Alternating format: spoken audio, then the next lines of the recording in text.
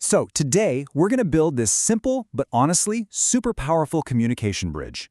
We're going to look at a few key vocabulary differences between Filipino English and American English. This is all about making sure that what you mean to say is exactly what your listener hears. Let's dive in. You know that feeling, right? You say something and it's crystal clear in your head, but then you see that little flicker of confusion on the other person's face. So often, it just comes down to one or two little words. We're going to clear up a few of those common tripwires today. Okay, so here's our game plan. First, we'll talk about why these language bridges even matter.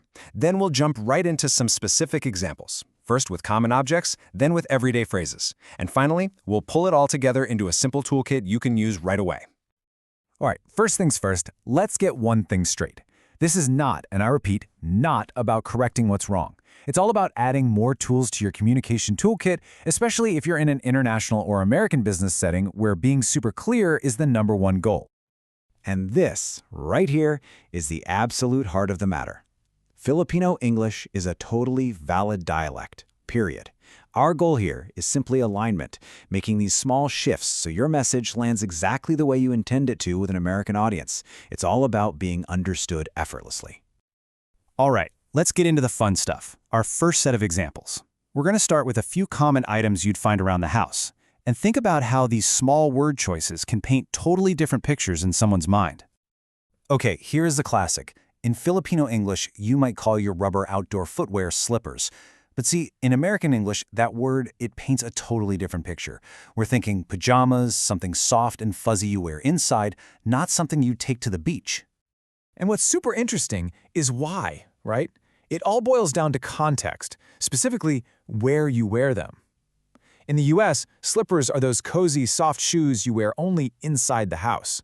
If they're made of rubber and they make that, you guessed it, flip-flop sound when you walk, they're flip-flops. It's a small distinction, but it's a really clear one. Okay, next up, and this is a big one you hear all the time. Aircon is a perfectly efficient and understandable word, and it's common in many parts of the world.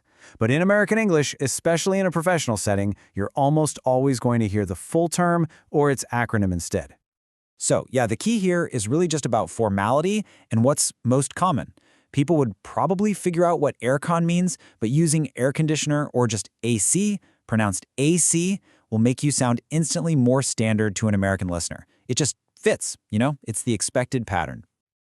Okay, so we've talked about things, actual objects. Now let's switch gears and talk about some of the words we use in just daily conversation. These are pretty subtle, but trust me, they can make a huge difference in how natural your English sounds. So what do you call that thing you're probably holding in your hand or have in your pocket right now? While mobile is super common around the world, there's a different go-to term in the United States that you're going to hear way more often. And look, mobile isn't wrong at all, not one bit. It's just that in the States, it's not the default word. We hear mobile and we might think of British English, for example. So if you swap in cell or cell phone, short for cellular phone, boom, you instantly sound like a local.